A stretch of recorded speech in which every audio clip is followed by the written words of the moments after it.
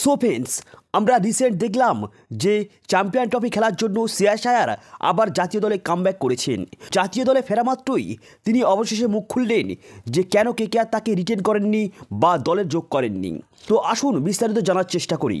তো গত আইপিএলে শ্রেয়াস আয়ারের অধিনায়কত্বে আইপিএল জিতেছিল কলকাতা নাইট রাইডার্স, কিন্তু এই বছর মেগা অক্সরেই তাকে রিটেন করেননি কেকেআর। তো এমনকি নিলামেও তার জন্য খুব বেশি বিট করেননি। তো এবার পাঞ্জাব কিংসের হয়ে খেলবেন শ্রেয়াস, তাকেই অধিনায়ক ঘোষণা করেছেন পাঞ্জাব। আইপিএল শুরুর আগেই এবার কেকেআর থেকে বিদায় নিয়ে মুখ খুললেন শ্রেয়াস আয়ার। তিনি জানালেন কেকেআরের সঙ্গে রিটেনশনের বিষয়ে স্পষ্ট যোগাযোগের অভাবেই তার ভবিষ্যৎ নিয়ে অনিশ্চয়তা তৈরি হয়েছিল। তো উল্লেখ্য 2025 সালের আইপিএলের মেগা নিলামেই শ্রেয়াসের ব্যাটিং দক্ষতা ও নেতৃত্বের অভিজ্ঞতার কারণেই তাকে 26.75 কোটি টাকায় দলে নিয়েছেন পাঞ্জাব। তবেই কেকেআর তাকে রিটেন না করার কারণেই অবাক হয়েছেন ভক্তরাও।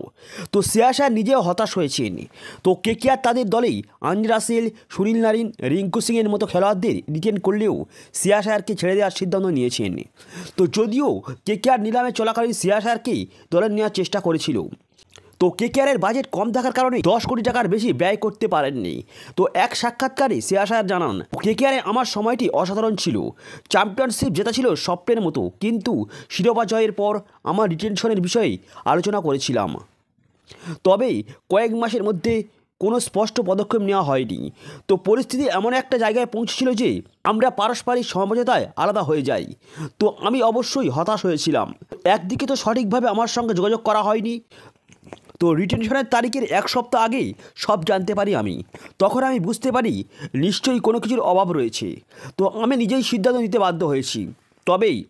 তবে অতীত ভুলে গিয়ে সামনের মিশনের দিকে মন দিয়েছেন শ্রেয়াস। তো একদিকে আইপিএল এবং অন্যদিকে চ্যাম্পিয়ন ট্রফির দলে রয়েছেন তিনি। তো নতুন বছরে নতুন চ্যালেঞ্জের মুখোমুখি হতে প্রস্তুত শ্রেয়াস আয়ার।